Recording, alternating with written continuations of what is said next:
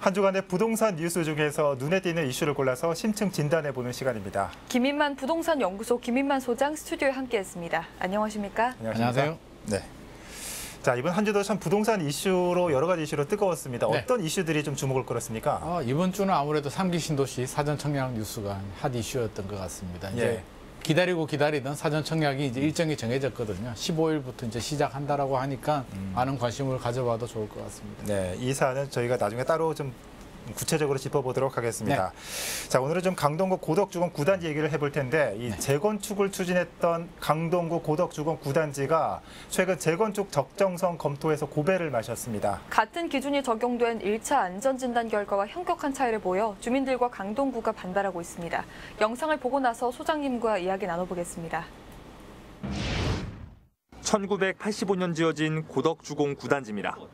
1320세대의 대규모 아파트로 고덕지구에 남은 마지막 주공 아파트입니다. 긴 세월만큼이나 단지 외벽에 실금이 가득합니다.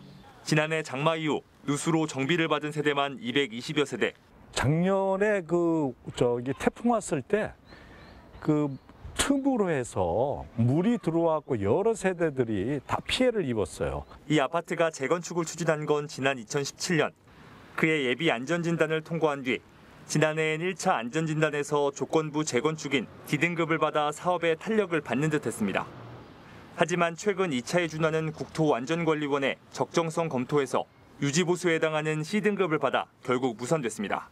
그게 이제 1차 진단 업체도 같은 그 매뉴얼을 가지고 했고 이제 최종 국토안전관리원에서 같은 매뉴얼을 가지고 적용을 했는데 우리가 납득이 가지 않는 정도로 갭이 많이 벌어졌어요. 집값 상승으로 정부가 재건축 규제를 강화하면서 안전진단 문턱이 높아졌다는 견해도 있습니다.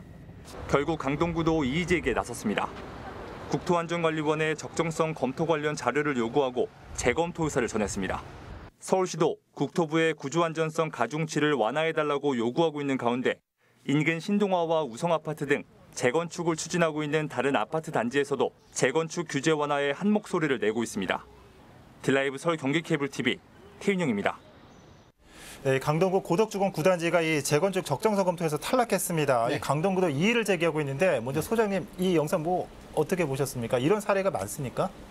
저는 당연한 결과 아닐까 하는 생각을 그렇습니까? 했어요. 왜냐하면 지금 구조에서는 이게 1차와 2차가 나눠지거든요. 2차는 국토교통부가 권한을 가지고 있어서 2018년도에 기준이 강화됐어요. 강화돼서 구조 안전에 대해서 점수를 훨씬 더 높였거든요. 그 얘기가 뭐냐면 굉장히 노후화가 돼서 이건 안전에 진짜 문제가 있어. 이건 무너질 것 같아.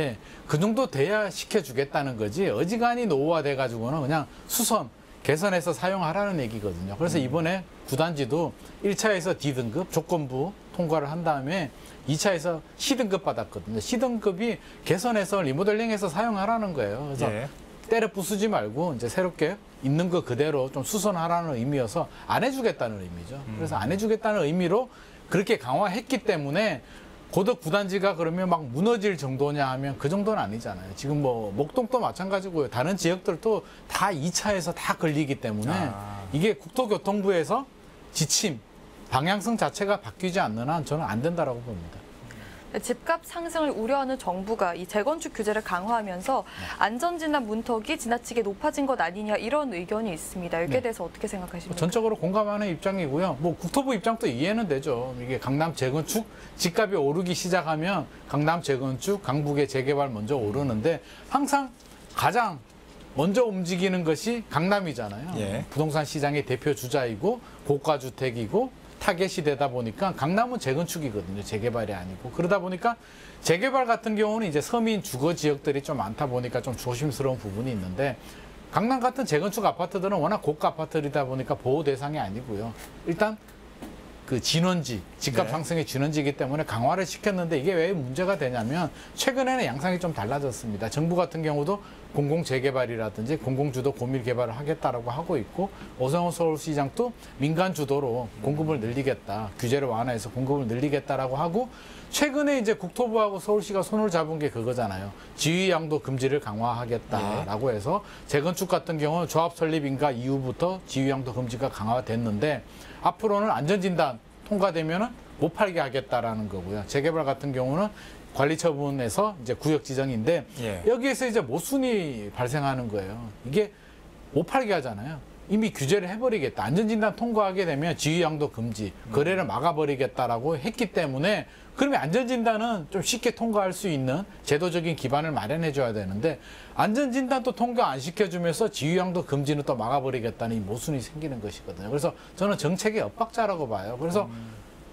지휘양도 금지를 강화시키겠다라고 하면 안전진단 강화의 완화, 이제 강화해서 완화로 기준을 방향성을 좀 바꿔야 될 시점이 왔는데 국토부는 여전히 요지부동이고 서울시나 구청에서는 완화해달라고 계속 요구하는 상황입니다. 예.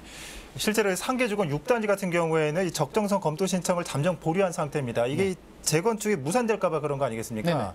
예, 이렇게 통과 기준을 높인다고 해서 정부의 의도대로 좀 집값이 잡힐까요? 어떻습니까? 결과적으로 안 잡혔죠. 잡혔어야 되는데 이게 지금 나온 대책이 아니라 벌써 한 2년, 3년 전에 나온 대책인데 우리 2018년, 19년 이후부터 지금 2, 3년 지났잖아요. 집값이 어떻게 됐을까요? 뭐 한 2배? 3배 정도 올랐잖아요. 그래서 네. 결과적으로 보면 저는 실패한 정책이라고 보여지고요.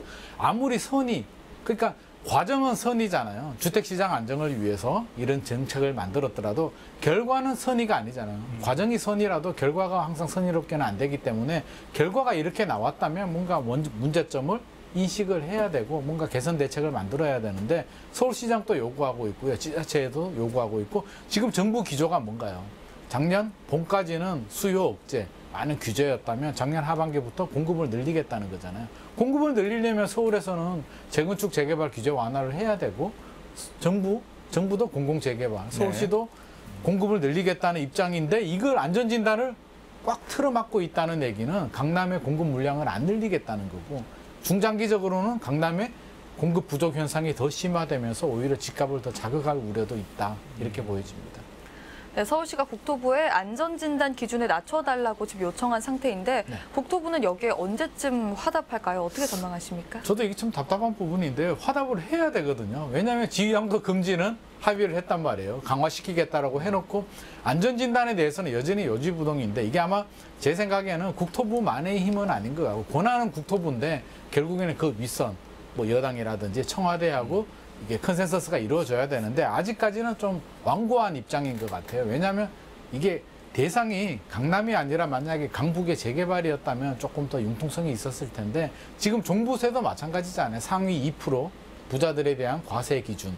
재건축도 그렇게 바라보는 것 같아요. 상위 2% 서민이 아닌 지역 단지 곳에 왜 규제를 완화해줘야 되느냐 그런 입장이기 때문에 저는 당분간은 좀 쉽게 풀리기는 힘들지 않을까 하는 생각이 들어요. 이걸 풀어주게 되면 의도 자체는 공급을 늘리겠다는 거지만 시장에서는 뭐라고 또 받아들이냐면 규제 풀리는 거 아니야? 강남 규제 풀어주는 거 아니야? 왜 기득권 부자들한테 혜택을 주느냐? 또 이런 반발이 있을 수가 있어서 이게 좀 쉽지는 않은 문제인 것 같습니다. 혹시나 투자를 위해서 매도나 매수를 생각하셨던 분들 그럼 이런 시장 환경에서는 어떤 투자 전략을 세워야 할까요? 그러면 이게 이제 자산 이게 투자 금액에 따라서 좀 차이는 있겠죠. 만약에 강남 투자를 원한다라고 하면 뭐 자산 규모가 좀 있는 분들이니까 사실 저는 이런 분들은 좀 예외로 치고 싶어요. 그냥 알아서 할 일이에요. 지금 투자를 하든 아니면 시간은 어차피 오래 걸리니까 해야 되는데 우리 서민들 또 강남 외 비강남권 또는 수도권 거주하시는 분들은 이런 고가주택 재건축 시장하고는 좀 예외이기 때문에 너무 이런 이슈에 대해서는 민감하게 할 필요는 없을 것 같고요. 또 자금이 되면 만약에 시간이 지나면 저는 해결된 문제라고 보거든요. 안전진단 또 집값이 올랐기 때문에 규제를 강화했고요. 지금 결국에는 좀 풀어줘야 될 때가 오긴 와요. 이게 뭐 지휘양도 금지도 금지하고 있고 공급을 늘려주려면 결국에는 재건축 규제를 완화해줘야 되기 때문에 자금이 되고 매수를 원하는 분들이라면 뭐 저는 너무 이런 규제 일희일비하지 말고 투자를 한다면 시간을 좀 길게 잡아야겠죠. 네, 계속해서 좀 다음 이슈를 좀 살펴보겠습니다. 7월이 됐습니다. 이 하반기부터 달라지는 좀 부동산 정책들이 꽤 있는데 먼저 이 무주택자 주담대 우대 요건이 완화됐다고 합니다. 어떻게 달라졌습니까? 이게 이제 규제가 실수요자들 그러니까 이게 뭐랄까 맞벌이 하시는 분들이 이제 불만이 많았어요. 8천만 원, 부부 합산 8천만 원이면 너무 좀 타이트한 거 아니냐. 이게 뭐 하라는 거야 말라는 거야라는 불만이 굉장히 많아서 좀 올렸어요. 9천만 원을 올렸고요. 생애 최초는 1억까지 올렸거든요. 부부 합산 1억이면 뭐 조금 제가 볼 때 조금 완화해줬는데 그러면 이게 주택시장 안정에 도움이 될까 이제 이런 관점에서 봐야 되는데 저는 크게 도움은 안 될 것 같아요. 약간 좀 탁상행정적인 냄새가 나거든요. 예. 8천만 원에서 뭐 9천만 원 1억으로 올려줬다고 해서 안 살 사람들이 사고 물론 거기에 대상이 되는 분들이 있겠지만 부부 합산 8천만 원 1억이면은 그게 뭐 보는 관점에 따라서 뭐 아주 많다라고도 할 수도 있고 적다고 할 수도 있는데 부족한 분들은 이것도 안 되는 분들은 사실 그렇잖아요. 8천도 안 되는 분들은 담보대출을 많이 받아서 주택 구입하기에는 현실적으로 굉장히 부담스럽고 상환 능력의 문제가 되는 부분이고 네. 이거 이상 되시는 분들은 어차피 막혀요. 예를 들어서 부부가 삼성전자 다닌다라고 하면 1억이 넘잖아요. 어차피 안 되는데 이게 8천만 원과 9천만 원, 1억 사이에 1천만 원, 2천만 원 갭 때문에 과연 얼마나 많은 사람들이 혜택을 볼까에 대해서는 저는 약간 좀 생색내기 아닐까. 차라리 기준 자체를 없앴으면 좋겠어요. 지금 LTV, DTI 하고 있잖아요. 어차피 LTV로 집값 대비 몇 프로 한도액을 정해주고 있고요. DSR로 내 소득 대비 얼마 대출을 할 수 있다. 상환 능력에 대해서 네. 규제를 하고 있기 때문에 이 정도면 됐지. 왜 굳이 연소득에 따라서 그러면 소득이 높은 사람들은 오히려 대출을 더 해줘야 되는 거 아닐까요? 상환 능력이 뛰어난데. 또 소득이 낮은 사람들은요. 여기 규정은 해당이 되지만 DSR에 걸려서 또 대출이 안 나올 수도 있거든요. 그래서 이것도 역시 약간 모순이 아닐까 하는 생각을 하게 됩니다. 네, 또 청년이나 신혼부부 같은 주거 취약계층에 대한 지원도 확대됐습니다. 이 청년 맞춤형 전세 보증의 1인당 한도도 상향됐다고 하는데 이건 어떤 겁니까? 저는 이것도 약간 좀 1인당 한도가 일단은 7천만 원에서 1억으로 좀 상향 조정이 됐거든요. 그래서 조금 혜택을 준 거는 맞는데 제가 물어봤어요. 최근에 이제 젊은 친구들한테 물어봐서 이런 혜택들이 있다는데 규제가 완화된다는데 알고 있느냐. 또는 청년 주택들도 있잖아요. 청년을 위해서 요즘 여러 가지 대책들이 많이 나오는데 얼마나 알고 있고 도움이 되냐라고 하니까 그게 뭐예요? 청년 주택은 어떻게 하는 거예요? 뭐 1억에서 어떻게 됐다라고요? 네. 뭐 이런 반응들이 많아서 정부는 고민해서 어떤 대책들, 혜택들 뭐 몇천만 원 올려주고 열심히 고민을 하고 있는데 실수요자들, 당사자들은 전혀 체감을 못하고 있고요. 공감을 못하고 있다는 게 저는 좀 문제가 아닐까 싶어요. 대상 당사자들이 알아야 되잖아요. 아, 이렇게 혜택이 늘어나니까 내 집 마련할 수 있겠구나. 아, 못하겠구나. 이런 부분이 부족하겠구나. 이렇게 좀 느낌이 와야 되는데 당사자들은 어떻게 보면 눈만 껌뻑껌뻑 대고 있고요. 당직자들, 공무원들, 당사자들은 열심히 준비해서 뭐 대책을 마련했다라고 하는데 실질적으로 이렇게 도움이 되지는 않는 정책인 것 같습니다. 네, 아까 도입부 부분에 잠깐 말씀해 주셨는데 3기 신도시의 사전 청약이 곧 시작될 예정입니다. 네. 어떤 곳들의 사전 청약이 지금 예정돼 있습니까?